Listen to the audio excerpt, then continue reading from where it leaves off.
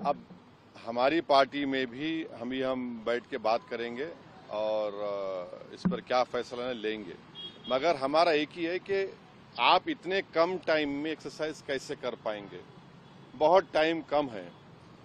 SIR में भाई जो लोग जो अपना एड्रेस चेंज कर लिए उनको क्यों आप पूछ रहे हैं बर्थ सर्टिफिकेट। माइग्रेशन होता है, अब क्या करेंगे वो लोग। मैं हैदराबाद में बैठा हूँ, तेलंगाना के मुख्तलिफ गाँव से हर मेरे ऑफिस को कभी 10 लोग कभी 20 लोग बिहार के आते हैं कि हम यहाँ पर लेबर हैं, बताओ हम क्या करना चाहिए। अब उनके पास पैसे भी नहीं है वापस जाने बिहार को। परेशानी वो होगी क्योंकि लॉ तो बोल रहा है कि उनको रहना पड़ेगा वहां पर। वो गए इसलिए कि बिहार में कुछ है ही नहीं, कोई सरकार ने उनका रोजगार का इंतजाम किया ही नहीं, तो मजबूरी उनकी है, बाहर बैठे हैं। तो ये सब प्रॉब्लम्स हमने ईसीआई के सामने रखे, हमने कहा इसका तो आप सोल्यूशन निकालिए।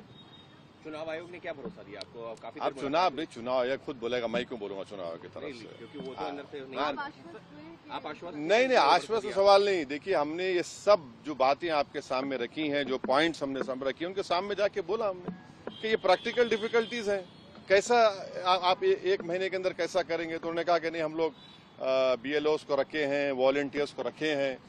तो ये से है कि जल्दबाजी में अगर 15-20% लोगों के नाम भी मिस हो गए और फिर आप देखिए मिस जब हो जाएंगे तो उसका सिटीजनशिप के मामला हो जाएगा। ये तो आप वही तो आसाम का डिओटर हो जाएगा फिर।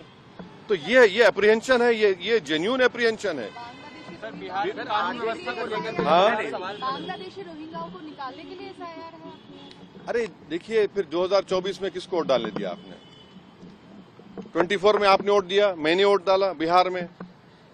हमारा देखिए एक सिनारियो विजुअलाइज करिए आप लोग। अगर कोई लोकसभा के चुनाव में 20,000 वोट से हार गया कोई, और अब एसआईआर के बाद उसी के पार्लियामेंट सांसद में 20,000 कम हो गए, तो फिर वो क्या करेगा बेचारा? उसको राइट मिलना चाहिए, राइट तो रिकॉल तो हमारे पास नहीं है। तो इसीलिए हम कह रहे हैं हम एसआईआर के खिलाफ नहीं है, आप टाइम दीजिए ना।